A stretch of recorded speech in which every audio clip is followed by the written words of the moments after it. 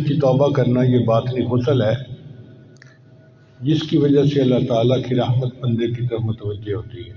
یہ رمضان کی تیاری ہے جو ہمیں شعبان میں کرنی چاہیے۔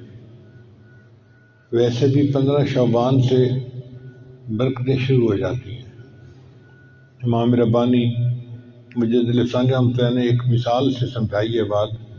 وہ فرماتے ہیں کہ سورج تو طلوع ہوتا ہے 6 بجے، لیکن 4:30 پونے 5 طلوع صبح صادق ہو جاتی ہے، اور جب طلوع صبح صادق ہوتی ہے تو رات کا اندھیرا ختم اور روشنی شروع، پھر یہ روشنی بڑھتی رہتی ہے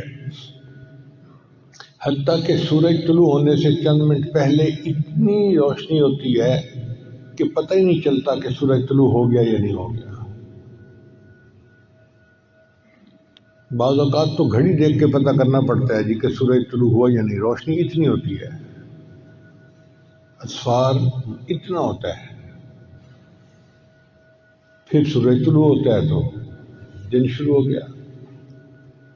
تو وہ فرماتے ہیں کہ رمضان مبارک کا جو دن ہے اس کی صبح صادق 15 شعبان کی رات کو ہوتی ہے۔ پھر 15 شعبان کے بعد ہر دن روشنی بڑھتی جاتی ہے، نور بڑھتا جاتا ہے حتیٰ کہ رمضان شروع ہونے سے 2 دن پہلے ایسے ہی برکتیں ہوتی ہیں جیسے رمضان کی برکتیں ہیں۔ 15 شعبان کی رات کو اللہ تعالیٰ آنے والے سال کا بجٹ بنواتے ہیں۔ کس بچے نے پیدا ہونا ہے، کس بندے نے فوت ہونا ہے، کس کو خوشی ملنی ہے، کس کو غم ملنا ہے، کس کو صحت، کس کو بیماری، اور یہ لسٹیں بدلتی رہتی ہیں، تبدیل ہوتی رہتی ہیں۔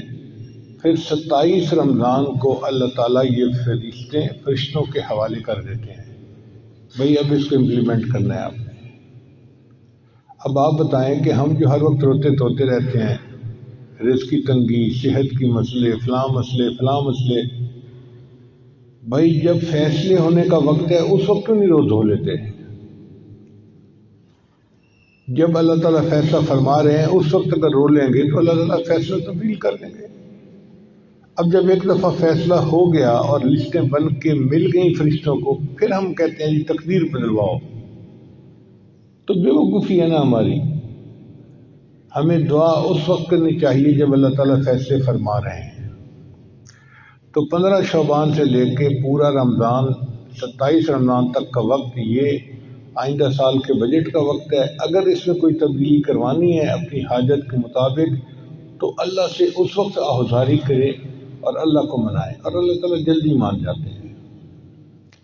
اللہ تعالیٰ ایسے مہربان ہے کہ بندہ اگر نافرمان بھی ہو جائے تو بھی اللہ بندے کو نہیں چھوڑتے۔ فرعون کتنا بڑا نافرمان تھا، اللہ رزق دیتے تھے، صحت اس کو اللہ نے دی ہوئی تھی، بادشاہی اس کو اللہ نے دی ہوئی تھی، تو ایسے نافرمان کو بھی اللہ اکیلا نہیں چھوڑتے، تو پھر فرمان بردار کو اللہ کیسے اکیلا چھوڑیں گے؟ اس لیے ہمیں چاہیے کہ ہم اس وقت کی قدر کریں اور خوب عبادت کریں۔